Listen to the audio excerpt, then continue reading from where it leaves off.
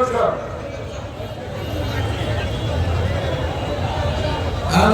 যারা যারা এসে উপস্থিত হয়েছেন আমাদের মঞ্চের বাদিকে চেয়ার রাখা আছে, আপনারা চেয়ারে বসে পড়ুন। অযথা না দাঁড়িয়ে আমাদের মঞ্চের বাদিকে চেয়ার রাখা হয়েছে, চেয়ারে বসুন।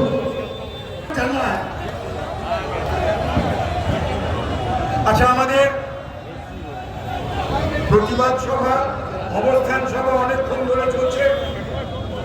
একদিন অ্যাম্বুলেন্সটা ছেড়ে দিন, আপনারা অ্যাম্বুলেন্সটা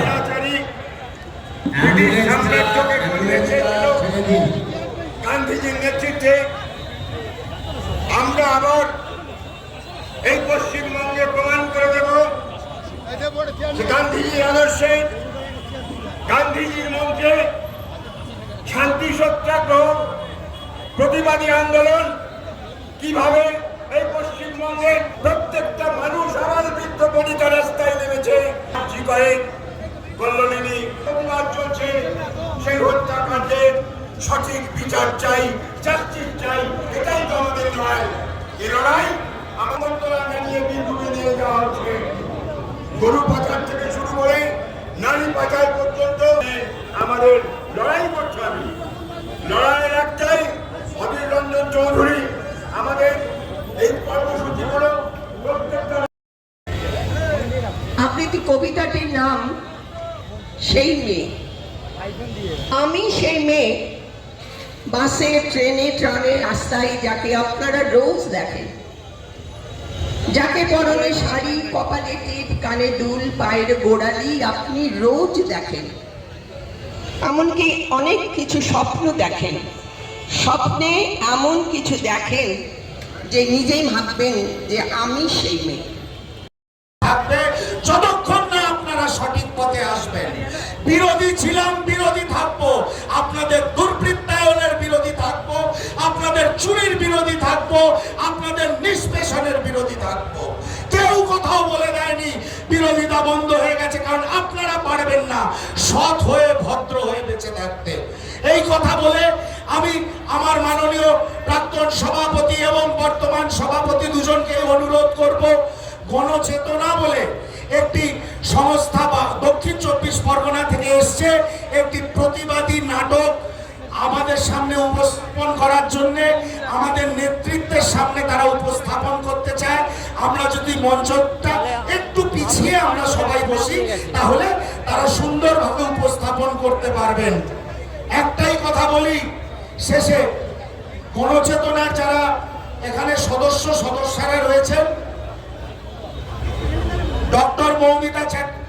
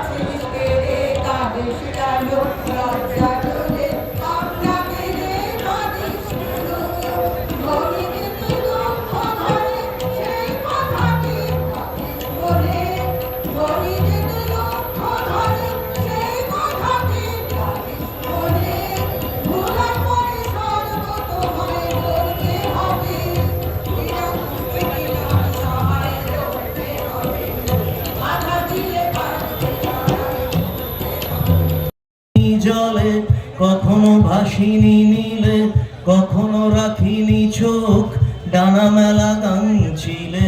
আবার যেদিন তুমি সমুদ্র স্নানে যাবে, আমাকেও সাথে নিও, নেবে তো আমায়, বলো নেবে তো আমায়।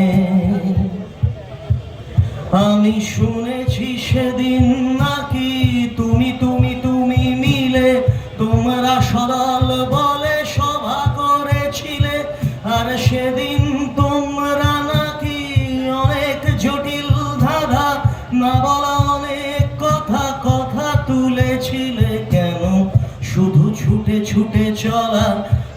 একই কথা বলা, নিজের জন্যে বাঁচা, নিজেকে নিয়ে যদি ভালোবাসা নাই থাকে, শুধু একা একা লাগে, কোথায় শান্তি পাবো, কোথায় গিয়ে বলো, কোথায় গিয়ে?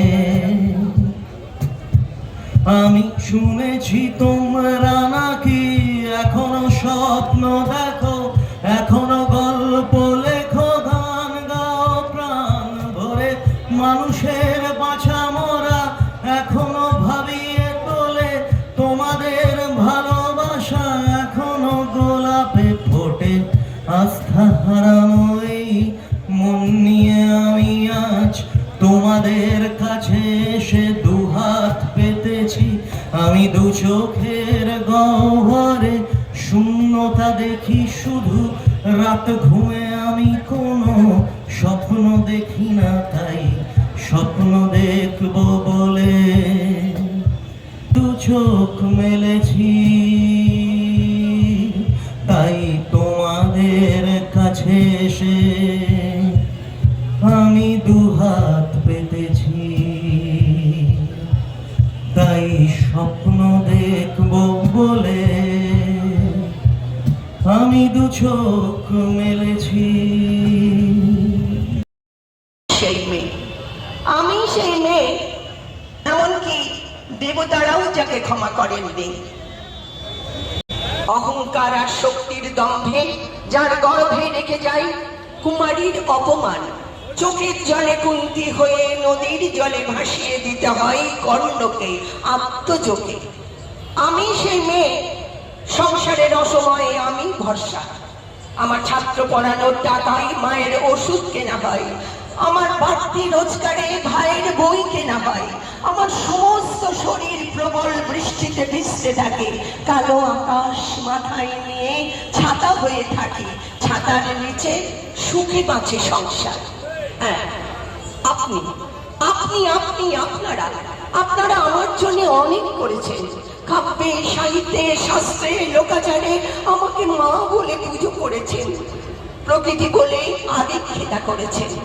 আবার শহরগঞ্জের কানাগলিতে ঠোঁটে রং মাখিয়ে কুপি হাতে দাঁড়ও করিয়েছেন। আমি সেই হয়তো বা একদিন, হয়তো অন্য কোনো একদিন আমার সমস্ত মিথ্যে পোশাক ছুঁড়ে ফেলে দিয়ে আমি হয়ে উঠবো সেই অসামান্যা। আমার খোলা চুল, আকাশের মতো খোলা আমার পিঠ, দু চোখে জ্বলবে ভীষণ আগুন, দু হাতে কপাল ঠিকরে বেরোবে প্রচন্ড তেজ রশ্মি, দু হাতে ঝলসে উঠবে খড়গ, দু পায়ে বেঁধে উঠবে নুপুরের রণদুন্দুবি, নৃশংস হাসিতে ভরে উঠবে আকাশ। দুপাশে মুন্ডহীন অসংখ্য দেহ ছটফট করতে থাকবে। হয়তো আমি সেই মেয়ে, হয়তোবা হয়তোবা হয়তোবা। ধন্যবাদ। कुछ देर बाद हमारे नेतृत्व नेता श्री अर्जुन चौधरी आने वाले हैं। मैं तमाम कर्मी से बोल रहे हैं, जब तक ये धरना चलेगा आप लोग कहीं मत जाइएगा। इसलिए ये मसला बहुत बड़ा मसला है, आर्थिकल का मसला है, आंधी है, तूफान है। आपको याद रहना, जब तक धरना चलेगा आप लोग कहीं मत जाइएगा। আমি উত্তর 24 পরগনা গ্রামের সভাপতি, এআইসিসি মেম্বার আমি মজুমদার এসছেন, ওনাকে মঞ্চে অনুরোধ করছি। পশ্চিমবঙ্গ প্রদেশ কংগ্রেসের সহসভাপতি, এআইসিসি মেম্বার প্রশান্ত দত্ত, উনি এসছেন, প্রশান্তকে মঞ্চে অনুরোধ করছি। সব ভাইরা আছে এখানে চেয়ার পেতে বসে যান। পুলিশ আমাদের পারমিশন দিচ্ছিল না, কোর্টে গিয়ে পারমিশন দিয়েছে। স্টেজ আমাদের অনেক ছোট, সবাইকে স্টেজে রাখতে পারছি না, এখানে ঘোরা করবেন। সোমেন তাই ওয়ার্কিং প্রেসিডেন্ট সভাপতি মঞ্চে আসেন, অনুরোধ করছি।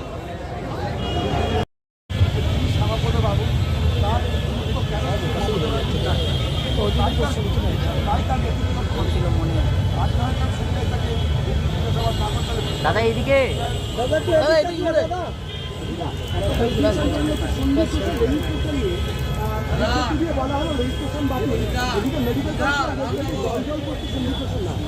ঘরের লোক ঘরের লোক কি করবে বাঁচানোর চেষ্টা করছে প্রমাণ West Bengal under the present dispensation has been financially, morally, politically, advocacy in each and every respect. West Bengal has been lagging behind in comparison to other states. Certainly this is an ignominious observation it is an ignominious situation that we are facing over now, and I must appreciate the observation of the High Court that if High Court takes special initiative, then many skeletons will come out from the cup. Because in a deliberate manner, state government has been trying to confuse the common people on the release of the water from dam. People are being misled. People are being deceived by the state government.